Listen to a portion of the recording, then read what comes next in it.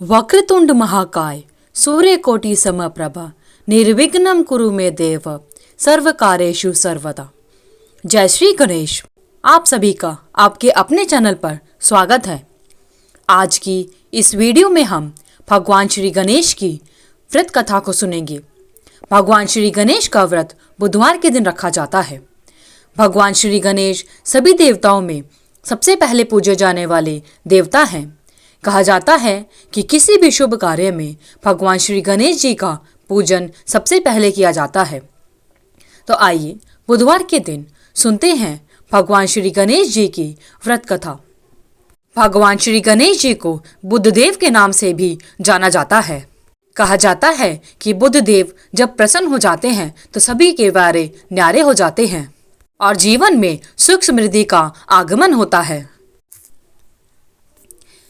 किसी नगर में एक व्यक्ति रहा करता था। उस व्यक्ति का नाम मधुसूदन था और मधुसूदन समतापुर नगर में रहा करता था। वह व्यक्ति बहुत पैसे वाला धनवान था। मधुसूदन का विवाह बलरामपुर की सुंदर लड़की संगीता के साथ हुआ। विवाह के बाद मधुसूदन की पत्नी अपने मायके गई हुई थी। जब मधुसूदन अपनी पत्नी को मायके से लेने के लिए गया, मधुसूदन ससुराल में कुछ दिन रहने के बाद उसने अपने पत्नी के माता पिता से कहा कि मैं संगीता को अपने साथ अपने घर ले जाना चाहता हूँ। इस पर उसके माता पिता बहुत अचरज में पड़ गए कि आज तो बुधवार है और बुधवार के दिन किसी भी शुभ कार्य के लिए यात्रा नहीं की जाती।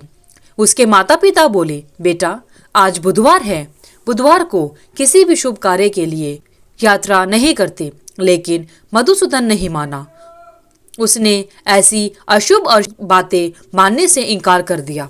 मधुसूदन अपने सास ससुर की बात नहीं मानता और वहां से अपने घर के लिए समतापुर के लिए निकल पड़ा। दोनों पति पत्नी बैलगाड़ी से यात्रा प्रारंभ करते हैं। 2 कोस की यात्रा करने के बाद उनकी गाड़ी का एक पहिया टूट जाता है और वहां से दोनों पैदल ही यात्रा करने लगे। रास्ते में संगीता को बहुत प्यास लगी तो उसने मधुसूदन से कहा कि मुझे बहुत प्यास लगी है, आप जाकर मेरे लिए पानी लेकर आइए। मधुसूदन ने अपनी पत्नी संगीता एक पेड़ के नीचे बैठाया और खुद जल लेने के लिए चला गया। मधुसूदन बहुत देर तक पानी की तलाश में इधर उधर भटकता रहा। जब उसको पानी मिला तो वापस लौटकर उसी जगह पर आया जहां पर उसने अपनी पत्नी संगीता को बिठाया हुआ था।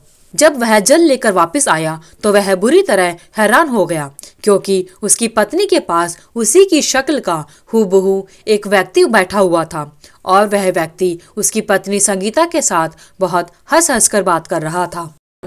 जब मधुसूदन उनके पास गया तो संगीता यह देखकर हैरान हो गई कि वह कौन है, क्योंकि दोनों की शक्ल एक जैसी थी और दोनों में से उसके असली पति को पहचानना मुश्किल हो रहा था। वह उन दोनों में कोई अंतर नहीं कर पा रही थी।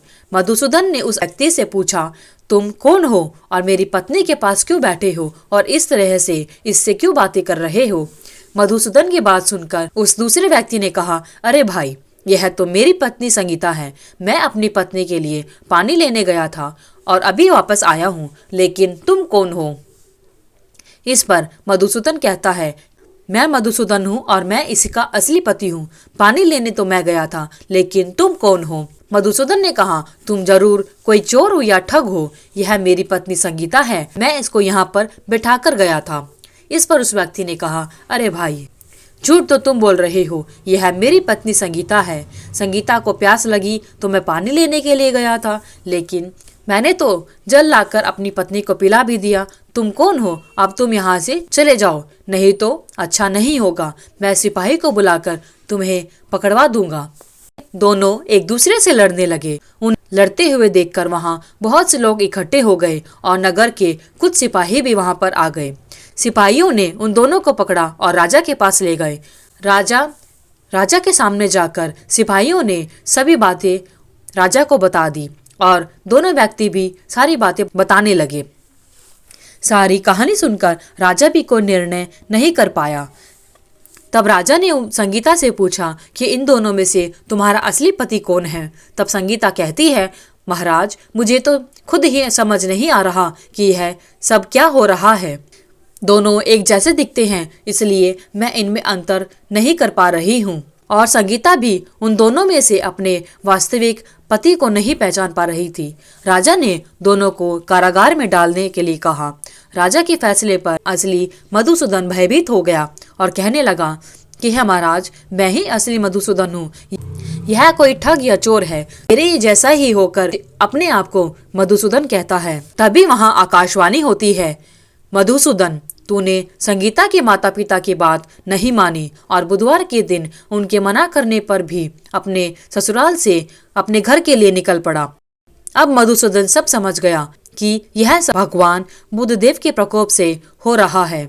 मधुसूदन ने भगवान बुद्धदेव से प्रार्थना की कि हे भगवान बुद्धदेव, मुझे क्षमा कर दीजिए, मुझसे बहुत बड़ी गलती हुई है। भविष्य में अब मैं कभी भी बुधवार के दिन यात्रा नहीं करूंगा और सदैव बुधवार को आपका व्रत किया करूंगा। मधुसूदन के प्रार्थना करने से भगवान बुद्धदेव ने उसे क्षमा कर दिया। तभी दूसरा व्यक्ति राजा के सामने से गायब हो गया। राजा और दूसरे लोग इस चमत्कार को देखकर बहुत हैरान हुए और सोचने लगे कि यह सब क्या हो रहा है। भगवान बुद्धदेव की इस अनुकंपा से राजा ने मधुसूदन और उसकी पत्नी को सम्मान पूर्वक वहां से अपने घर के लिए विदा किया। कुछ दूर चलने पर रास्ते में उन्हें बैलगाड़ी मिल गई और बैलगाड़ी का टूटा पहिया भी अपने आप जुड़ा हुआ मिला। दोनों उसमें बैठकर समतापुर की ओर चल दिए। उस दिन के बाद मधुसूदन और उसकी पत्नी संगीता हर बुधवार को भगवान बुद्धदेव का व्रत करने लगे और बुधवार के व्रत को करते हुए आनंद पूर्वक जीवन यापन करने के बाद स्वर्गलोक को गए। उनके यहाँ खुशियां बरसने लगी। इस तरह जो स्त्री पुरुष विधिवत बुधवार का व्रत करके व्रत कथा सुनते हैं, भगवान बुद्धदेव उनके सभी कष्टों को दूर कर देते हैं, क्योंकि भगवान श्री गणेश बुद्धदेव विघ्नहर्ता हैं, यानी विघ्नों को हरने वाले हैं और सुख समृद्धि देने वाले हैं।